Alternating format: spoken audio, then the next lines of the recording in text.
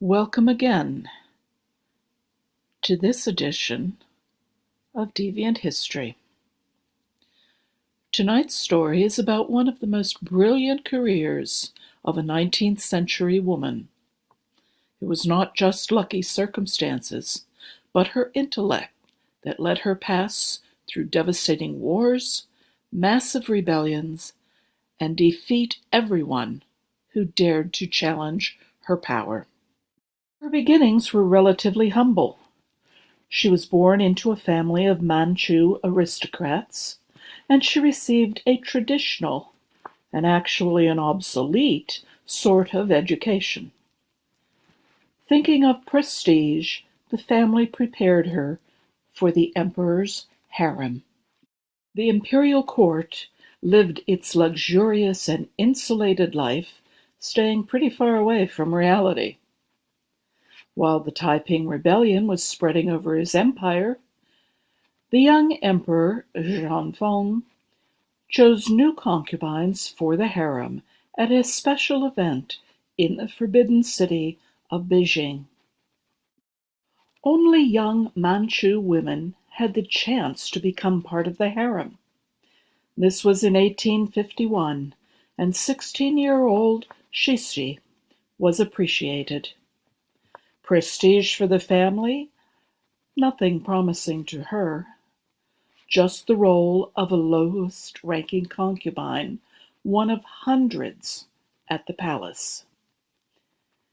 Even one night in the emperor's bedroom was not guaranteed. But Cixi figured out the way to stand out in all the mass of the concubines. She began learning Chinese. The court was surprised by this because learning Chinese was considered almost poor manners. Since 1644, when the Manchurians conquered China and founded the Qing Empire, they did their best to keep their distance from the conquered Chinese population. They claimed to be at the top of the state hierarchy, while the Chinese had to obey some rather humiliating regulations. The emperor was the person who found Cixi's studies wonderful. Despite their status, the Manchurians were not able to replace the Chinese language, as it was widely used and most of the documents had to be written in it. Cixi, with her knowledge, became the main translator, and in this way was able to spend a lot of time with her emperor.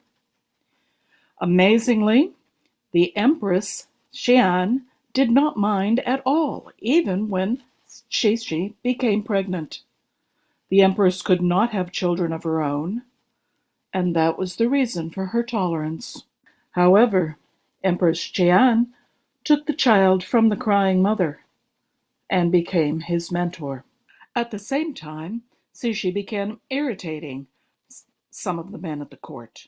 The emperor was sick and disturbed. His troops were defeated by Britain in the Second Opium War. He was challenged by diplomatic pressure from Russia, and he still had to deal with the Taiping rebellion. Demonstrative destruction of his summer palace by the British was the last sad news in the emperor's life. In his last will, he prescribed that Cixi should follow him to the other world. The decision was offered by the emperor's cousin, Prince Fucheng, who thought that a person like Cixi could be harmful to the state. Fucheng was not liked much by the court, so, to Cixi's credit, she chose the only way to avoid ritual death. She joined the faction led by Empress Xian and Prince Gong, the brother of the dead emperor.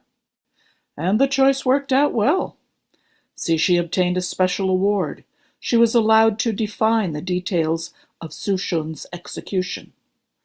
And Cixi preferred a humiliating one.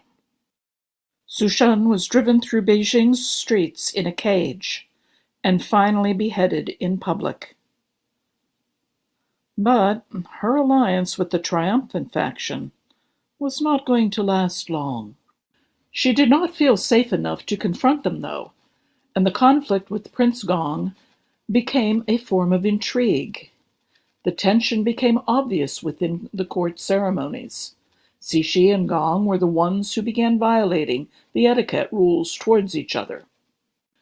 It resulted in the murder of Cixi's favorite eunuch by Prince Gong's people.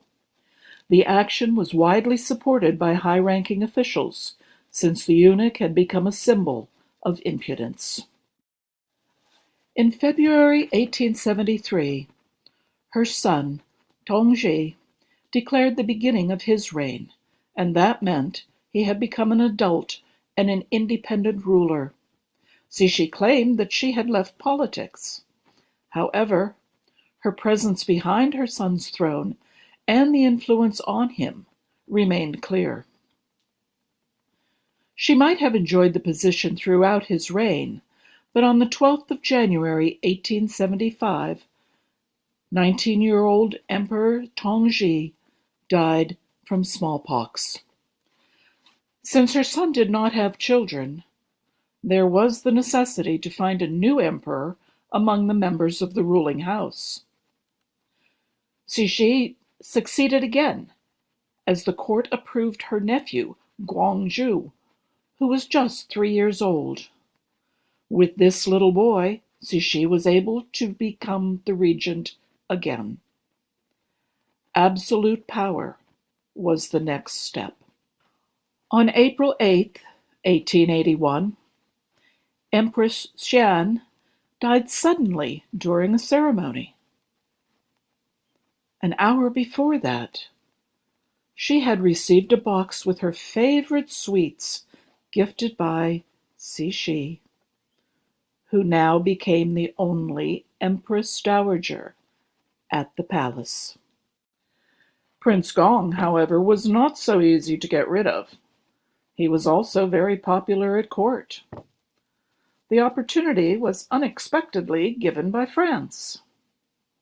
The French government aspired to colonize Vietnam, even though Vietnam was considered as a vassal state by the emperors of China. Gong really had no chance in this situation.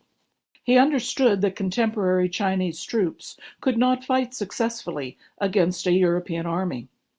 The lesson of the Opium Wars was learned, but the Chinese armed forces were still not modernized. Cixi called Gong a coward, and soon China declared war on France. But there was no miracle. The defeat was obvious very quickly. Despite the failed campaign, Cixi achieved her personal goal. Prince Gong was dismissed and exiled. Cixi consolidated political power, had the little emperor to rule for, and there was not a sign of opposition anymore. The only problem was that when Guangxu matured, the end did look inevitable for Cixi's absolute power. But she found the solution. Cixi married Guangxu to her niece to be able to control the situation after her official retirement from the regency. Of course, the marriage was not supposed to be happy at all. The young emperor attracted intellectuals by his desire to reform the awkward political and economic system of the empire that basically stayed medieval. The defeat during the Opium Wars, as well as in the Franco-Chinese and the Sino-Japanese Wars, made the changes required in Guangxu's eyes. Retired Cixi had her own opinion, though, and became the main obstacle to the program known later as the 100 Days Reforms. The coup occurred on the 22nd of September, 1898. Cixi took all power back and put the emperor under house arrest in the Forbidden City. After that, he left the place just once, in 1900, when the imperial court had to be evacuated because of the so-called Boxer Rebellion. Guangxu died the 14th of November, 1908. Later research proved there was an overdose of arsenic in his remains.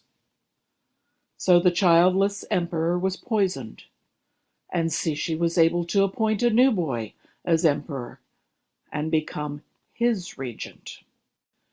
The 2-year-old Pu Yi, another relative of Cixi, became the last emperor in Chinese history.